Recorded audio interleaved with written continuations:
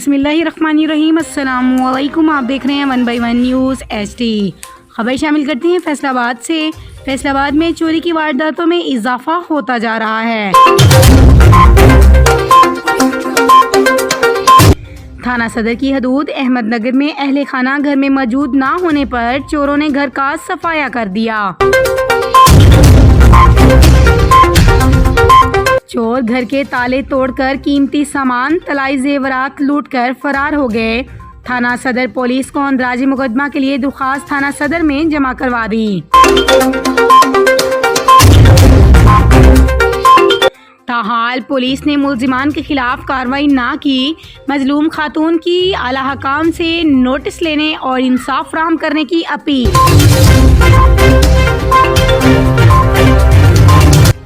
मजीद जानते हैं इस रिपोर्ट में। ਅਸੀਂ ਕਿਸੇ ਮਜਬੂਰੀ ਦੀ ਬਿਨਾਂ ਤੇ ਗਏ ਸੀ। ਮਹੱਲੇ ਵਾਲਿਆਂ ਨੇ ਸਾਨੂੰ ਇਤਲਾਹ ਦਿੱਤੀ ਕਿ ਤੁਹਾਡੇ ਘਰ ਦੇ ਤਾਲੇ ਟੁੱਟੇ ਆ ਤੇ ਅਸੀਂ ਆਏ ਤੇ ਸਾਡੇ ਘਰ ਦਾ ਸਾਰਾ ਸਮਾਨ ਗਾਇਬ ਸੀਗਾ ਤੇ ਲਿਹਾਜ਼ਾ ਪੁਲਿਸ ਵਾਲਿਆਂ ਨੂੰ ਦਰਖਾਸਤ ਦਿੱਤੀ ਆ ਕਿ ਆ ਕੇ ਸਾਡੇ ਘਰ ਦੀ ਕਾਰਵਾਈ ਕਰਕੇ ਤੇ ਸਾਨੂੰ ਸਮਾਨ ਦਿਵਾਉਣ ਵਾਪਸ।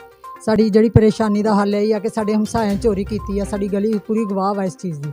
ਇਹਨਾਂ ਤੋਂ ਇਲਾਵਾ ਸਾਡਾ ਕੋਈ ਸਮਾਨ ਨਹੀਂ ਲਿਜਾ ਸਕਦਾ। ਇਹਨਾਂ ਨੇ ਸਾਡੀ ਚੋਰੀ ਕੀਤੀ ਔਰ ਬੜੀ ਦੀਦਾ ਦਲੇਰੀ ਨਾਲ ਸਾਨੂੰ ਲੁੱਟਿਆ। ਇਹਨਾਂ ਨੇ ਦਿਨ ਦਿਹਾੜੇ ਲੁੱਟਿਆ ਔਰ ਕੰਧ ਨਾਲ ਕੰਧ ਵਾ ਉੱਪਰੋਂ ਦੀ ਸਮਾਨ ਲਾ ਜਾਂਦੇ ਰਹੇ। ਬੈਠਕ ਦਾ ਲਾਕ ਤੋੜ ਕੇ ਆਪਣੇ ਗੇਟ ਅੰਦਰ ਵਾੜਦੇ ਰਹੇ। ਰਾਤ ਨੂੰ 1:30 ਵਜੇ ਤੱਕ ਗਲੀ 2-2 ਵਜੇ ਤੇ ਪੂਰਾ ਮਹੱਲਾ ਦੱਸਦਾ ਕਿ ਜਿਸ ਦਿਨ ਤੇ ਤੁਸੀਂ ਗਏ ਆ ਇਹਨਾਂ ਨੇ ਗਲੀ 'ਚੋਂ ਮੰਜੀਆਂ ਨਹੀਂ ਚੱਕੀਆਂ। ਗਲੀ 'ਚ ਬਦਮਾਸ਼ਾਂ ਤਰ੍ਹਾਂ ਬੈਠੇ ਆ। ਇਹਨਾਂ ਨੇ ਰਾਤਾਂ ਤੱਕ ਜਾਗੇ ਤੇ ਇਹਨਾਂ ਤੇ ਸਵਾ ਕੋਈ ਘਰ ਦਾ ਬੰਦਾ ਮਹੱਲੇ ਵਾਲਾ ਨਹੀਂ ਲਿਜਾ ਸਕਦਾ। ਇਹ ਸ਼ਰਾਬਾਂ ਪੀਂਦੇ ਆ, ਪੌਂਡੇ ਪੀਂਦੇ, ਚਰਸ ਪੀਂਦੇ ਆ। ਉਹ ਗਲੀ 'ਚ ਬੜਕਾ ਮਾਰ ਕੇ ਹੱਸਦੇ ਸੀ ਕਿ ਤਾਲੇ ਲਾ ਕੇ ਨੱਸ ਗਏ।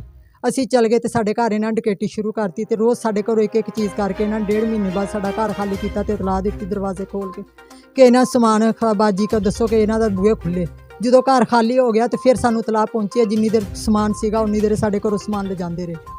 ਕੱਲ੍ਹ ਅਸੀਂ ਘਰ ਆਏ ਹਾਂ, ਤਾਲੇ ਖੋਲ੍ਹੇ ਆ। ਰਾਤੀ ਮਸ਼ੀਨ ਸੀਗੀ, ਅਸੀਂ ਦਰਵਾਜ਼ੇ ਅੱਗੇ ਸੋਫਾ ਲਾ ਕੇ ਗਏ, ਕੁੰਡੀ ਲਾ ਕੇ ਗਏ।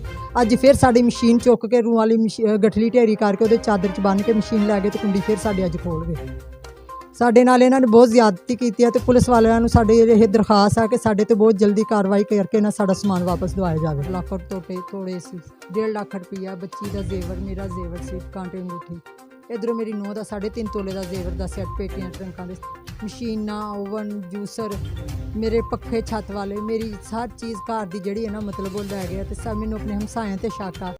ਇਹਨਾਂ ਦੇ ਬੱਚੇ ਉਹ ਲੈ ਕੇ ਗਏ। 6 ਭਰਾ ਇੱਕ ਜੈਸੇ ਆ। ਮੇਰੇ ਬੱਚੇ ਨਿੱਕੇ ਨਿੱਕੇ ਸੀ। ਮੈਂ ਆਪਣੇ ਬੱਚਿਆਂ 'ਤੇ ਇਹਨਾਂ ਨੇ ਮੇਰੇ ਬੱਚਾ ਕਰਾਉਣ ਦੀ ਕੋਸ਼ਿਸ਼ ਕਰਨ ਦੇ ਸੀ। ਮੈਂ ਆਪਣੇ ਬੱਚੀਆਂ ਛੋਟੀਆਂ ਲੈ ਕੇ ਇੱਕ ਪਾਸੇ ਚਲੀ ਗਈ। ਇਹਨਾਂ ਨੇ ਮੇਰੇ ਘਰ ਤੱਕ ਕੱਖ ਨਹੀਂ ਛੱਡਿਆ। ਮੈਂ ਬੜੀ ਮਿਹਨਤ ਨਾਲ ਆਪਣੀ ਸਾਰੀ ਜ਼ਿੰਦਗੀ ਹਾਈ ਸੈਕੰਡਰੀ 'ਚ ਮਿਹਨਤ ਕਰਕੇ ਆਪਣਾ ਘਰ ਬਣਾਇਆ। ਮੇਰੇ ਮੀਆਂ ਬਿਮਾਰ ਰਹਿੰਦੇ ਸੀ। ਇਹਨਾਂ ਨੇ ਮੇਰੇ ਆਨੇ ਦੀ ਮਿਹਨਤ ਜਿਹੜੀ ਜ਼ਾਇਆ ਕਰ ਦਿੱਤੀ। ਮੈਂ ਇੱਥੇ ਆਪਣੇ ਘਰ ਈਦ ਪੜ੍ਹਾਉਣੀ ਸੀ, ਨਮਾਜ਼ ਪੜ੍ਹਾਉਣੀ ਸੀ। ਛੱਤ ਵਾਲਾ ਪੱਖਾ ਕਿਸ਼ਤਾਂ 'ਤੇ ਲੈ ਕੇ ਆ ਵੀ ਉਤਾਰ ਕੇ ਲੈ ਗਏ। ਇਸਤਰੀ ਕਿਸ਼ਤਾਂ 'ਤੇ ਲੈ ਗਏ, ਉਹ ਵੀ ਉਤਾਰੇ। ਨਵੇਂ ਸਾਲ ਦੀ ਚੀਜ਼ਾਂ ਮੇਰੀ ਲਈ ਇਹਨਾਂ ਨੇ ਮੇਰੇ ਘਰ ਦੇ ਹਰ ਚੀਜ਼। ਮੈਂ ਪੁਲਿਸ ਨੂੰ ਕੱਲ੍ਹ ਦੀ ਦਰਖਾਸਤ ਦਿੱਤੀ, ਹਾਲੇ ਤੱਕ ਕੋਈ ਮੇਰੇ 'ਤੇ ਕਾਰਵਾਈ ਨਹੀਂ ਮੇਰੇ ਘਰ 'ਤੇ ਕੀਤੀ। ਉਹਨਾਂ ਨੇ ਕੋਈ ਕੋਸ਼ਿਸ਼ ਨਹੀਂ ਕੀਤੀ। ਹਾਲੇ ਮੇਰਾ ਪਰਚਾ ਨਹੀਂ ਕੱਟਿਆ ਗਿਆ। ਮਿਹਰਬਾਨੀ ਆ ਮੇਰਾ ਪਰਚਾ ਕੱਟਿਆ ਜਾਵੇ ਔਰ ਮੇਰੀ ਚੀਜ਼ਾਂ ਵਾਪਸ ਦਿੱਤੀਆਂ ਜਾਣ। ਮੈਂ ਬਹੁਤ ਪਰੇਸ਼ਾਨ ਹਾਂ। ਮੈਂ ਆਪਣੇ 1-1 ਰੁਪਏ ਮੇਰੇ ਸਾਰੇ ਗਵਾਹੀਆਂ ਦੇਣ ਵਾਸਤੇ ਤਿਆਰ ਹਾਂ ਕਿ ਮੈਂ 20-22 ਸਾਲ ਤੋਂ ਮਿਹਨਤ ਕਰ ਰਹੀ ਮੁਸ਼ੱਕਤ। ਮੈਂ ਸਕੂਲ ਕੰਮ ਕਰਨੀ, ਮੈਂ ਕਿਸੇ ਦੇ ਘਰ ਕੰਮ ਕਰਕੇ ਮੈਂ ਆਪਣਾ ਘਰ ਬਣਾਇਆ। तो इन्होंने लुटन लगे मैंने दिहाड़ी विच दी लुट छड्डिया। अहले मोहल्ला की खातून भी गवाही देने मौके पर पहुंच गई। उन्होंने अपने बयान में कहा, चोरी हुई है, इन्होंने दरवाज़ा खुला देख के असीं पैगाम दिता है इन्होंने। हकीकती गल है, वाकई इन्हों की चोरी हुई है बहुत ज़्यादा। कोई चीज़ नहीं छड़ के गए, हर चीज़ का नुकसान कर गए हैं। बर्तन वगैरह तक इन्होंने बेचारियों ने लै गए हैं, कपड़े सिर्फ अलमारी दे हर चीज़ लै गए हैं। मजीद ऐसी खबरों से बाखबर रहने के लिए देखते रहिएगा चैनल 1 बाय 1 न्यूज़ HD।